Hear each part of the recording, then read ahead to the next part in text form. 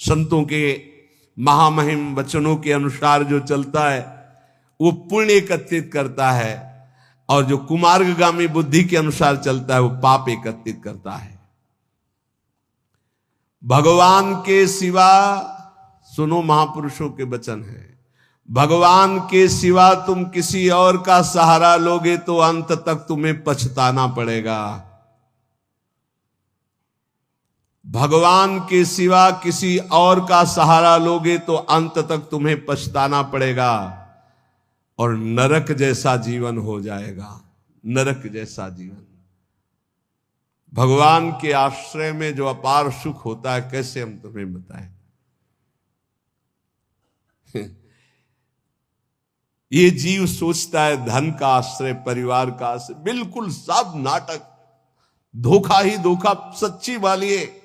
भगवान के सिवा दूसरे का सहारा लोगे तो अंतिम में तुम्हें पछताना पड़ेगा, नरक जैसा कष्ट होगा।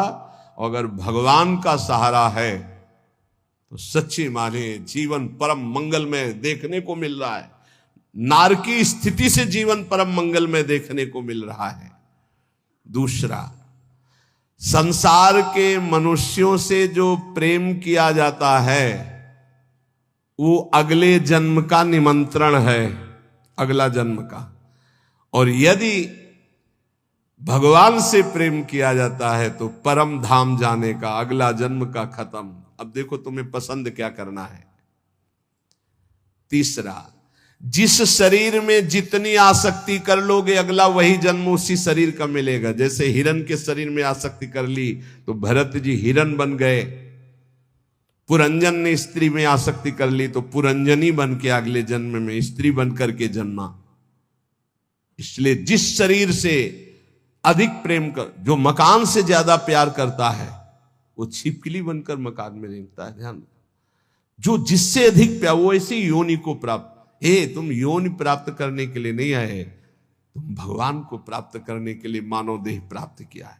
नाम जप करो, सच्चाई से नाम जप करो, तुम्हें खुद दिखाई देगा जो लिखा है। कोई किसी से प्यार नहीं करता है, सिर्फ नाटक, सिर्फ नाटक प्यार का चल रहा, कोई प्यार। जो राग और द्वेष पूर्वक जीवन व्यतीत करता है वो दुर्गति का पात्र बनकर के नाना प्रकार की नारकी योनियों को भोगता है और प्राय राग द्वेष में ही जीवन जा रहा है। ये 18 दोष भोगने ही पड़ते हैं जो भगवान का भजन नहीं करता। भूख, प्यास, बीमारी, बुढ़ापा, राग, द्वेष, मोह, निंदा, चिंता, भय, खेद, विषाद, जन्म, मरण, विस्मय, शोक, मंद, अरति, कहीं मन नहीं टिक रहा, घोर अशांत, डिप्रेशन में, अरति।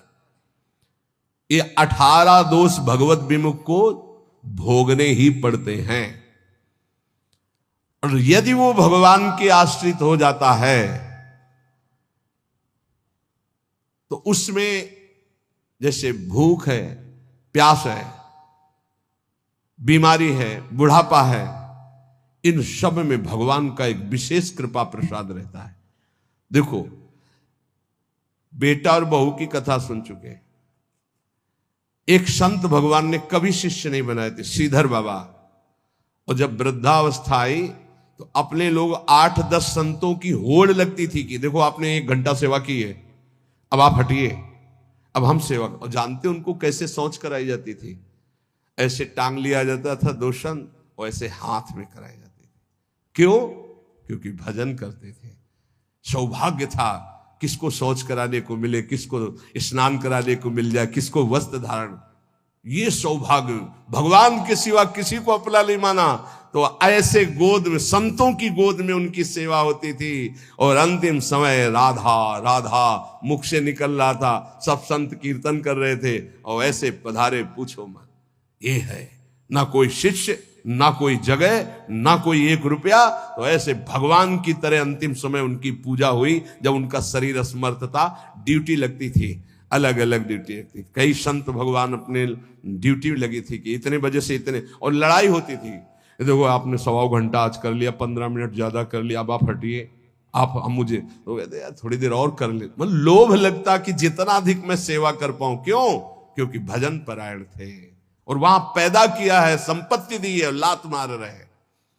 भगवान से विमुख जो है उसे 18 दोषों को भोगना पड़ता है। जो भगवान के कृपा पात्र होते हैं उन्हें संत संग मिलता है। जिन्हें संत संग मिलता है उनमें अंत काल में जैसे भगवत प्राप्ति होगी वैसा संयोग बना दिया जाता है। अंत काल में दादू मन ही सो मल उपजय, मन ही सो मल धोई, सीख चले गुरु साधु की, तो तू निर्मल होई। नाम जपे रुचि साधु को, साधु जपे रुचि नाम, दादू दोनों एक टक, यहू आरंभ यहू काम। कह रहे मन गंदा हो गया है, अब मन ही निर्मल हो तब बात बनेगी। कैसे निर्मल हो? बोले गुरु का उपदेश, साधु का संग, ये साबुन है, बहुत जल्दी मन को निर्मल कर देता है। बोले जब नाम जपे तब रुचि साधु की, जब नाम जपो कहे तो संतों में तुम्हारी प्रीति हो जाएगी, और जब संत नाम देंगे तब भगवान में प्रीति हो जाएगी। ये नियम है, ये सिद्धांत। गुरुमुख के प्राप्त नाम से ही भगवत साक्षात्कार होता है। दादू हरि साधु यो पाइये, अविगत के आराध, साधु संगति हरि मिले, हरि संगत सुसाध। बोले जब हरि की कृपा होती तो साधु मिलते हैं, और जब साधु की कृपा होती है तो उस अविगत परमात्मा की आराधना शुरू होती है, तब वो हरि मिलते हैं। तो हरि की कृपा का फल साधु, और साधु की कृपा का फल हरि दर्शन। हरि जब अव्यक्त कृपा करते तब संत दर्शन मिलता है। अब मोहि भा भरोस हनुमंता, बिनु हरि कृपा मिले नहीं संता। तो मन भुवंग बहु विष भन्या, निर्विष क्यों न होई, दादू मिलिया गुरु गारुणी, तो निर्विष किया सोई। बोले ये मन बड़ा विष फैलाता है, काम क्रोध लोभ मोह मद मत्सर बड़ा विषयी बना दिया। तो बोले अब ये विष कैसे उतरे? बोले गुरु गारुणी, विष उतारने वाले गुरुदेव हैं। जो गुरुदेव ने नाम मंत्र दिया है उसको जपो तो मन का सारा विष उतर जाएगा, निर्विकार मन हो जाएगा। पूजा मान बड़ाइया, आदर मांगे मन, राम गहे सब परिहरे, सोई साधु जन। सबके मन में होती है हमारी पूजा हो, हमारी मान हो, हमारी बड़ाई हो, हमारा आदर हो। लेकिन साधु वही है जो मान बड़ाई आदर को स्वीकार नहीं करता, इच्छा नहीं करता। सब में मेरे प्रभु है, सबको प्रभु को भाव से प्रणाम। इतने विराट रूप भगवान इतने रूप में आकर दर्शन देते हैं, ये भाव नहीं रखना। मान बड़ाई आदर इसका कहीं भी नहीं। मेरे प्रभु आकर मुझे दर्शन देते हैं, करुणा करके इतने रूपों में दर्शन देते हैं। जो भगवान को प्राप्त करना चाहता है वो साधु कैसा होता है? जो मान बड़ाई आदर आदि को भी स्वीकार नहीं करता। विष सुख माही रमि रहा, माया हित चितलाई, सोई संत जो उबरे, स्वाद छोड़ी गुण गाई। संसार के विषय भोगों में रम रहे जीवों का उद्धार कौन कर सकता है? बोले संत। बोले कौन संत? जो बोले केवल भगवान के गुण गा रहा, उसके बदले में कुछ नहीं चाहता है।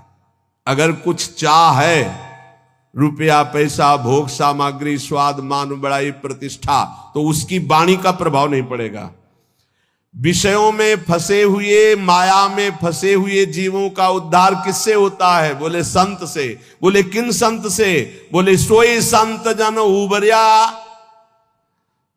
जो स्वाद छोड़ी गुण गाय, स्वार्थ स्वाद इनको छोड़कर कोई भी चाह नहीं, केवल स्वांता सुखाए तुलसी रघुनाथ गाथा। बोले ऐसे संतों की वाणी से माया में फंसे हुए लोगों का उद्धार होता है। या भक्ति की सहजता टूटती है तो उसे सावधानी से समझना चाहिए। आगे यह भी समझाया जाता है कि शास्त्रों और ग्रंथों का अध्ययन भी अत्यंत श्रद्धा और सही मार्गदर्शन के साथ होना चाहिए। सभी व्याख्याएं समान गहराई से नहीं होती। कुछ व्याख्याएं साधक को सरलता से भक्ति की ओर ले जाती हैं और कुछ केवल बुद्धि को उलझाकर छोड़ देती हैं। इसीलिए यह आवश्यक है कि साधक उस मार्गदर्शन को प्राथमिकता दे जो अनुभवी महापुरुषों द्वारा प्रमाणित हो और जिससे मन में स्थिरता आए। साधना के मार्ग में एक और सूक्ष्म परीक्षा आती है जिसे बाहरी जीवन की परीक्षाओं की तरह समझाया जाता है। जैसे विद्यार्थी परीक्षा की तैयारी करता है, वैसे ही साधक के जीवन में भी परिस्थितियां आती हैं जो उसकी भीतर की स्थिति को परखती हैं। कभी मान और अपमान, कभी सुख और दुख, कभी प्रशंसा और निंदा, ये सब एक प्रकार से भीतर की स्थिति को देखने के अवसर होते हैं। परंतु अंतर यह है कि इन परीक्षाओं की सूचना पहले से स्पष्ट रूप से नहीं दी जाती। ये अचानक जीवन में आ जाती हैं और साधक को उसी समय अपने भीतर स्थिर रहना होता है। यदि उस समय मन विचलित हो गया, प्रतिक्रिया बढ़ गई या अहंकार जाग गया तो साधना की दिशा कमजोर हो जाती है। लेकिन यदि उस समय साधक भीतर से शांत रहता है और यह समझ लेता है कि यह भी एक परीक्षा है, तो वह धीरे धीरे इन द्वंद्वों से ऊपर उठने लगता है। इसके साथ ही एक बहुत गहरा विषय आता है मृत्यु के भय का। साधना की गहराई तब मानी जाती है जब मन से मृत्यु का डर कम होने लगता है। यह डर दो प्रकार का बताया गया है, एक सहज डर और दूसरा विचार से उत्पन्न डर। सहज डर शरीर की स्वाभाविक प्रतिक्रिया है जो अचानक किसी आवाज या घटना पर हो जाती है और यह लगभग सभी में होती है। परंतु विचार से उत्पन्न डर वह होता है जो भविष्य की कल्पनाओं से जन्म लेता है और साधना के माध्यम से धीरे धीरे यह कम होने लगता है। जब साधक भीतर से ईश्वर के प्रति जुड़ता है तो मृत्यु का विचार भी उसे भय नहीं देता, बल्कि एक परिवर्तन की तरह प्रतीत होने लगता है। उसे यह समझ आने लगता है कि यह शरीर स्थायी नहीं है और जो वास्तविक संबंध है वह शरीर से परे है। इसी भाव में धीरे धीरे भय कम होने लगता है और एक प्रकार की स्थिरता आ जाती है। परंतु यह स्थिति अचानक नहीं आती। इसके लिए निरंतर अभ्यास, प्रार्थना और भीतर की शुद्धि आवश्यक होती है।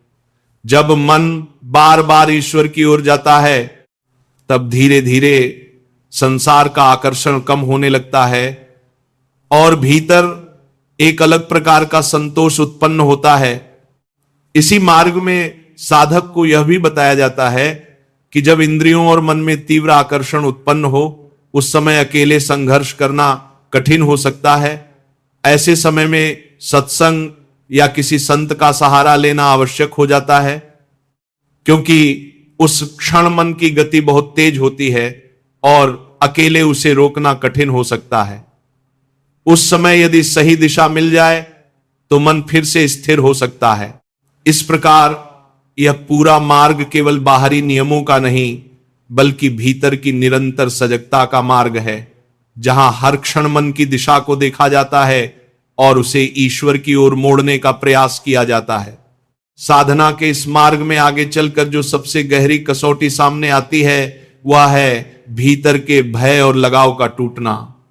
जब साधक अभ्यास में आगे बढ़ता है तो केवल बाहरी अनुशासन पर्याप्त नहीं रह जाता, बल्कि भीतर छिपे हुए सबसे सूक्ष्म भय भी सामने आने लगते हैं। उनमें सबसे गहरा भय मृत्यु का है और उससे भी गहरा वह भाव है जिसमें मन अपने अस्तित्व और अपने संबंधों को छोड़ने से डरता है। जब यह कहा जाता है कि मृत्यु का भय समाप्त होना चाहिए, तो इसका अर्थ यह नहीं कि शरीर की घटना को साधक अनदेखा कर देता है, बल्कि इसका अर्थ यह है कि भीतर जो अनिश्चितता और घबराहट का भाव है वह धीरे धीरे शांत हो जाए। साधक के भीतर यह समझ गहराने लगती है कि जो कुछ भी शरीर से जुड़ा है वह एक निश्चित समय के बाद बदलने वाला है, और यह परिवर्तन किसी विनाश की तरह नहीं बल्कि एक यात्रा की तरह है। जब यह भाव गहराता है तो साधक के भीतर एक प्रकार की स्थिरता आने लगती है। उसे यह अनुभव होने लगता है कि जीवन केवल इस शरीर तक सीमित नहीं है, और जो वास्तविक संबंध है वह किसी दृश्य वस्तु या व्यक्ति से बंधा हुआ नहीं है। इसी समझ के साथ धीरे धीरे मृत्यु का विचार भय नहीं रह जाता, बल्कि एक स्वाभाविक परिवर्तन की तरह स्वीकार होने लगता है। परंतु यह स्थिति केवल विचार से नहीं आती, इसके लिए भीतर का भाव, निरंतर स्मरण और एक गहरी प्रार्थना चाहिए होती है। जब साधक बार बार अपने इष्ट के साथ जुड़ता है तब उसके भीतर एक ऐसी अनुभूति बनने लगती है जिसमें संसार की पकड़ ढीली पड़ने लगती है। संसार का आकर्षण कम होते ही भय भी अपना बल खोने लगता है। इसी भाव को समझाने के लिए जीवन के सामान्य अनुभवों से तुलना की जाती है। जैसे किसी महत्वपूर्ण अवसर की तैयारी होती है और मन में एक उत्साह और हल्की सी घबराहट दोनों साथ चलते हैं, वैसे ही साधना के मार्ग में भी एक प्रकार का उत्साह उत्पन्न होता है, पर वह उत्साह सांसारिक उपलब्धियों का नहीं बल्कि भीतर के मिलन का होता है। यह उत्साह धीरे धीरे इतना गहरा हो जाता है कि साधक के लिए शरीर का बंधन महत्वहीन होने लगता है। जब यह स्थिति आती है तब साधक के भीतर एक ऐसा भाव जागता है जिसमें वह अपने आराध्य के समीप होने की आकांक्षा को सर्वोपरि मानने लगता है। उसे यह अनुभव होने लगता है कि जो वास्तविक मिलन है वह केवल बाहरी दूरी से नहीं मापा जाता बल्कि भीतर की स्थिति से जुड़ा होता है। इसी कारण वह भीतर से तैयार रहने लगता है कि किसी भी क्षण यह शरीर का बंधन समाप्त हो सकता है और वास्तविक यात्रा आगे बढ़ सकती है। इस भाव को व्यक्त करने के लिए कभी कभी ऐसे संकेत दिए जाते हैं कि यदि अचानक कोई अवसर आ जाए जहां साधक को अपने इष्ट के धाम की ओर जाने का अवसर मिले तो वह मन से कितना तैयार है। यह केवल कल्पना नहीं है बल्कि भीतर की स्थिति को परखने का एक माध्यम है। जिस साधक के भीतर संसार का लगाव गहरा होता है वह हिचकिचाता है, और जिसके भीतर भक्ति गहरी होती है उसके लिए यह विचार भी आकर्षण बन जाता है।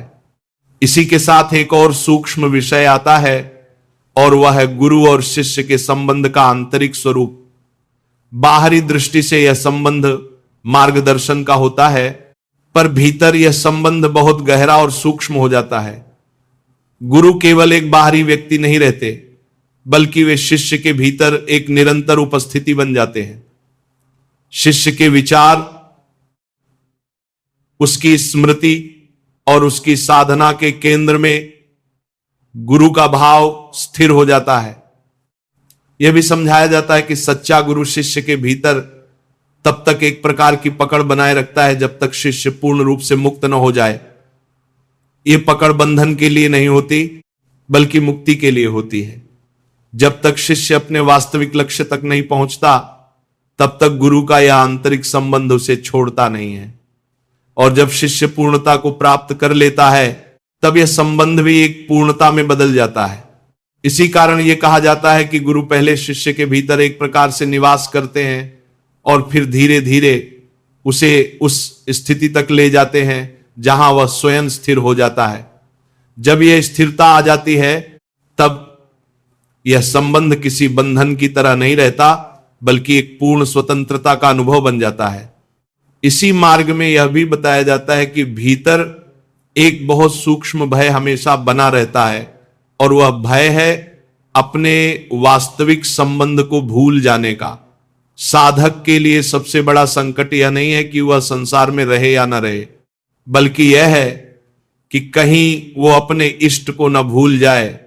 यही भय धीरे धीरे उसकी सबसे गहरी प्रार्थना बन जाता है। वह बार बार भीतर से यही याचना करता है कि कभी भी यह स्मृति न टूटे, कभी भी यह संबंध न छूटे, और वह यह भी प्रार्थना करता है कि यदि कभी ऐसा समय आए जब वह भूलने लगे तो भीतर से ही उसे पुनः स्मरण करा दिया जाए। यही प्रार्थना उसकी साधना का सबसे सूक्ष्म और सबसे गहरा स्वर बन जाती है। जैसे जैसे यह भाव गहराता है, साधक के भीतर एक ऐसी स्थिति आने लगती है जहां संसार की अनेक बातों का महत्व कम हो जाता है। बाहरी घटनाएं, लोगों के विचार, परिस्थितियां, ये सब धीरे धीरे पृष्ठभूमि में चले जाते हैं और एक ही भाव केंद्रीय हो जाता है, अपने आराध्य की निरंतर स्मृति। इसी स्थिति में साधक का जीवन एक साधारण जीवन नहीं रह जाता, बल्कि वह एक आंतरिक यात्रा बन जाता है जिसमें हर क्षण एक ही दिशा में गति होती रहती है और यही गति उसे धीरे धीरे उस स्थिति की ओर ले जाती है जहां भय समाप्त होता है, लगाव विलीन होता है और केवल एक गहरी शांति और प्रेम का भाव शेष रह जाता है। साधना के इस प्रवाह में जब भीतर का भय धीरे धीरे कम होने लगता है, तब एक और बहुत सूक्ष्म स्थिति प्रकट होती है जहां साधक के भीतर यह स्पष्ट अनुभव बनने लगता है कि उसका वास्तविक आधार शरीर नहीं है, बल्कि स्मृति और संबंध है। यह स्मृति किसी सामान्य याद की तरह नहीं होती, बल्कि एक निरंतर जीवित उपस्थिति होती है जो हर स्थिति में भीतर चलती रहती है। इसी अवस्था में साधक को यह भी अनुभव होने लगता है कि यदि यह स्मृति टूट जाए तो जीवन की दिशा ही बदल सकती है। इसीलिए भीतर एक बहुत कोमल और गहरी प्रार्थना जन्म लेती है जिसमें केवल यही भाव रहता है कि यह संबंध कभी क्षीण न हो, यह स्मरण कभी टूटे नहीं और किसी भी परिस्थिति में मन अपने केंद्र से भटके नहीं। यह प्रार्थना किसी डर से उत्पन्न नहीं होती, बल्कि एक गहरे प्रेम से उत्पन्न होती है, जहां साधक के लिए उसका इष्ट ही उसके अस्तित्व का आधार बन जाता है। जब यह भाव गहरा होता है तो साधक के लिए संसार के आकर्षण धीरे धीरे अपना प्रभाव खोने लगते हैं। जो चीजें पहले बहुत महत्वपूर्ण लगती थीं, वे अब उतनी प्रबल नहीं रहती। मन अब बार बार उसी दिशा में लौटता है जहां उसे स्थिरता मिलती है, और वह स्थिरता किसी बाहरी वस्तु में नहीं, बल्कि भीतर की उस निरंतर उपस्थिति में होती है जिसे वह अपने आराध्य के रूप में अनुभव करता है। इसी क्रम में यह भी समझाया जाता है कि साधना केवल एकांतिक अभ्यास नहीं है, बल्कि वह जीवन के हर क्षण में चलने वाली जागरूकता है। जब इंद्रियां अपने विषयों की ओर तीव्रता से खींचती हैं, तब साधक के लिए यह आवश्यक हो जाता है कि वह उस खिंचाव को पहचान सके।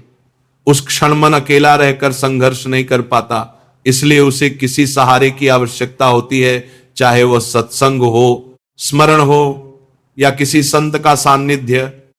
उस समय सबसे महत्वपूर्ण बात यह होती है कि साधक अकेले उस प्रवाह में न बह जाए। जैसे ही मन की गति तीव्र होती है, वैसे ही उसे किसी उच्च भाव से जोड़ देना आवश्यक हो जाता है ताकि वह अपनी दिशा न खो दे। यही कारण है कि कहा जाता है कि कठिन क्षणों में संगति और स्मरण साधक के लिए ढाल बन जाते हैं। इसी के साथ यह भी स्पष्ट किया जाता है कि बुरा चिंतन जब उठने लगे तो उसके साथ समझौता नहीं करना चाहिए। उसे बढ़ने देना साधना की दिशा को कमजोर कर देता है। उस समय केवल सजगता ही पर्याप्त नहीं होती, बल्कि एक निर्णायक भाव चाहिए होता है जिसमें मन उस विचार को स्वीकार करने से इनकार कर दे और उसे वहीं समाप्त कर दे।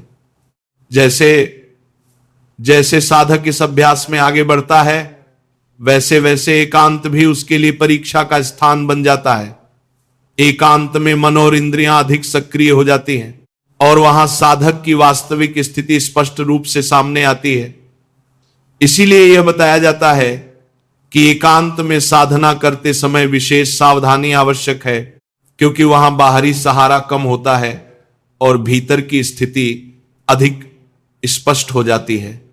इसी मार्ग में जीवन को एक परीक्षा के रूप में भी देखा जाता है। जैसे विद्यार्थी परीक्षा की तैयारी करता है, वैसे ही साधक को यह समझना चाहिए कि उसके जीवन में भी निरंतर परिस्थितियां उसकी स्थिति को परख रही हैं।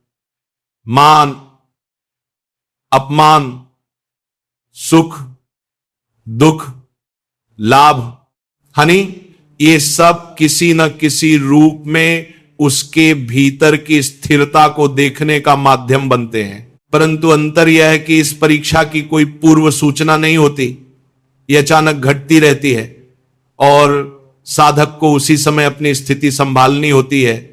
यदि उस क्षण वह अपने भीतर जागरूक रहता है तो वह धीरे धीरे इन द्वंद्वों से ऊपर उठने लगता है, और यदि वह प्रतिक्रिया में चला जाता है तो उसकी स्थिरता कमजोर हो जाती है। इसी के साथ यह भी समझाया जाता है कि साधना का एक बहुत गहरा लक्ष्य है मृत्यु के भय से ऊपर उठना। जब साधक के भीतर यह भय समाप्त होने लगता है तब वह जीवन और मृत्यु दोनों को एक ही प्रवाह के रूप में देखने लगता है। उसे यह अनुभव होने लगता है कि जो वास्तविक है वह इन दोनों से परे है और वही उसका अंतिम आधार है। परंतु यह स्थिति केवल विचार से नहीं आती, बल्कि निरंतर अभ्यास और भीतर की शुद्धता से आती है। जब मन बार बार अपने केंद्र की ओर लौटता है तो धीरे धीरे उसकी पकड़ संसार पर कमजोर होने लगती है और भीतर एक स्वाभाविक शांति उत्पन्न होती है। इसी शांति के साथ साधक का जीवन एक नए रूप में ढलने लगता है, जहां वह बाहरी घटनाओं से कम और अपने भीतर की स्थिति से अधिक जुड़ा रहता है, और यही जुड़ाव धीरे धीरे उसे उस गहराई की ओर ले जाता है जहां केवल स्मरण, केवल प्रेम और केवल एक निरंतर उपस्थिति शेष रह जाती है, जो उसके पूरे अस्तित्व को अपने में समाहित कर लेती है।